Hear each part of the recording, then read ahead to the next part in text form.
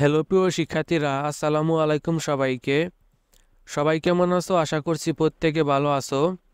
আজকে আবারও তোমাদের জন্য নতুন একটি ভিডিও নিয়ে আসলাম। আজকের ভিডিওতে আমি আলোচনা করব এসএসসি পরীক্ষা 2024 প্রধানমন্ত্রী দেশে ফিরেছেন, রেজাল্ট নিয়ে যে সিদ্ধান্ত জানানো হয়েছে এই বিষয় নিয়ে আজকের ভিডিওতে থাকছে বিস্তারিত। আজকের ভিডিওটি কেউ মিস করবে না, সবাই সম্পূর্ণ দেখো, তাহলে আশা করছি তোমরা অনেক কিছুই জানতে পারবে।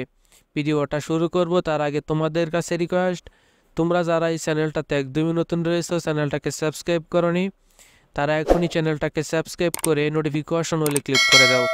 আর যারা আগে থেকেই চ্যানেলটাকে সাবস্ক্রাইব করে রাখছো তাদেরকে অনেক অনেক ধন্যবাদ। তো চলো আজকের ভিডিওর মূল আলোচনায় যাওয়া যাক। দেশে ফিরলেন প্রধানমন্ত্রী।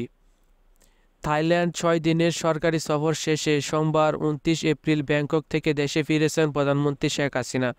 সোমবার 29 এপ্রিল বেলা 11:30টায় হযরত শাহজালাল আন্তর্জাতিক বিমানবন্দরে অবতরণ করেন তিনি।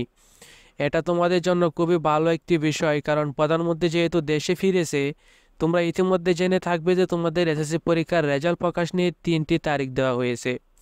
এখন যেহেতু প্রধানমন্ত্রী দেশে চলে এসেছে আর কিছুদিনের ভিতরে, অর্থাৎ অর্থাৎ তবে এখানে যে বিষয়টা যে সম্ভাব্য তারিখ হিসেবে বোর্ডের কর্মকর্তারা জানিয়েছে আগামী 9 মে, 10 মে এবং 11 মে ফলাফল প্রকাশ করা হতে পারে।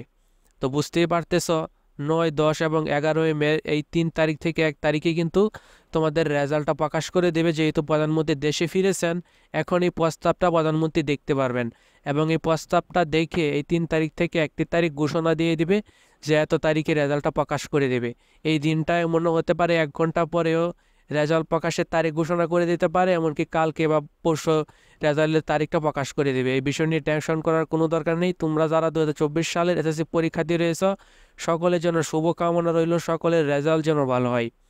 তো তুমি রেজাল্ট নিয়ে চিন্তিত কিনা তা অবশ্যই আমাদেরকে কমেন্ট করে জানাতে পারো।